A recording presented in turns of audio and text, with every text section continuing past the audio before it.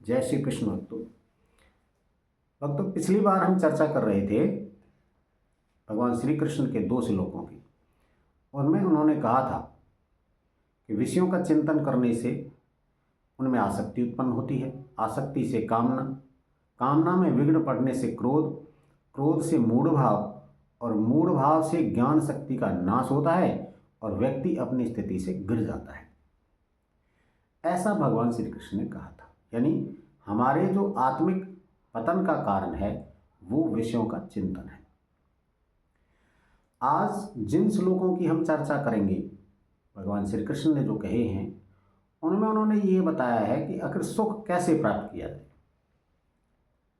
तो उन श्लोकों में से एक श्लोक है, राग द्वेष वियुक्तस्तु विषयानि इंद्रियश्चरन् आत्मवश्यै विधेय आत्मा प्रसादम अधिगच्छति।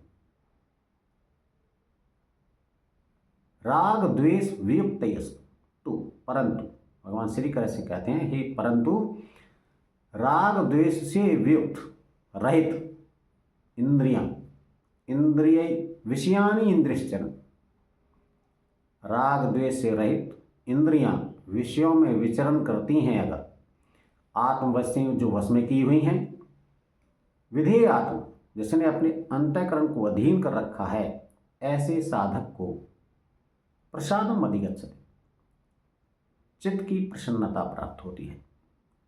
भगवान श्री कृष्ण कहते हैं कि जिस साधक ने अपने अंतःकरण को अधीन किया हुआ है और अपनी इंद्रियों को वश में करते हुए संसार में विचरण करता है या विषयों में विचरण करता है, उसे अंतःकरण की प्रसन्नता प्राप्त होती है।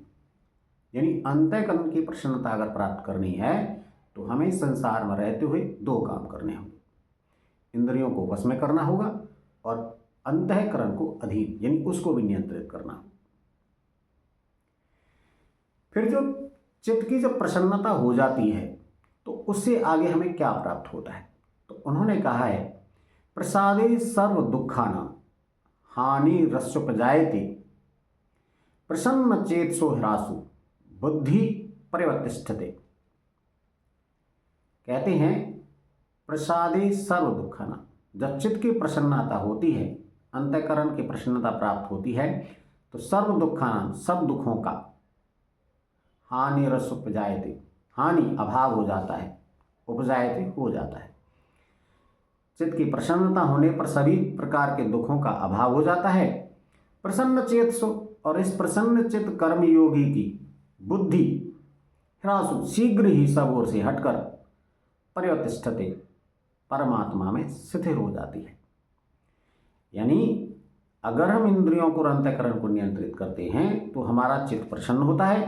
प्रसन्न चित्त होने के बाद दुखों का अभाव, और दुखों का अभाव होने के बाद हमारी बुद्धि परमात्मा में स्थिर हो जाती है, यानी हम परमात्मा को प्राप्त कर सकते हैं। उसके बाद है, अगर ऐसा नहीं करते हैं तो अगले श्लोक में उन्होंने कहा है, नास्ति बुद्धिर्युक्तस्य न चायुक्तस्य भावना न चाभाव्यतः अशांतस्य कुतः सुखम।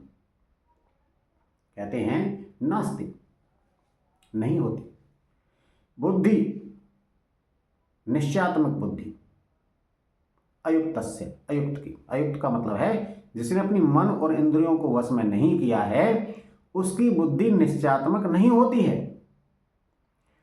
और जब बुद्धि निश्चयात्मक नहीं होती है तो न चा अयुक्तस्य भावना, और उस अयुक्त पुरुष में, यानी जिसकी बुद्धि और अंतःकरण और इंद्रियां वश में नहीं है, उसमें भावना नहीं होती है। न च भाव्यते, और भावनाहीन मनुष्य में नहीं होती है, क्या नहीं होती, शांति, उसे शांति प्राप्त नहीं होती है। अशांतस्य कुतः सुखम, और जिसमें शांति नहीं है, जो अशांत है, उसके लिए सुख नहीं है, सुख कहीं भी नहीं है उसके लिए।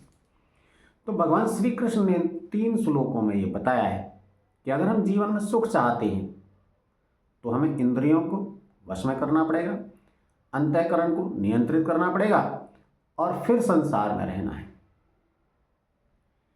अगर हम ऐसा करते हैं तो हमें प्रसन्नता भी होगी और हमारे सर्व दुखों का अभाव हो जाएगा और परमात्मा में बुद्धि स्थिर हो जाएगी।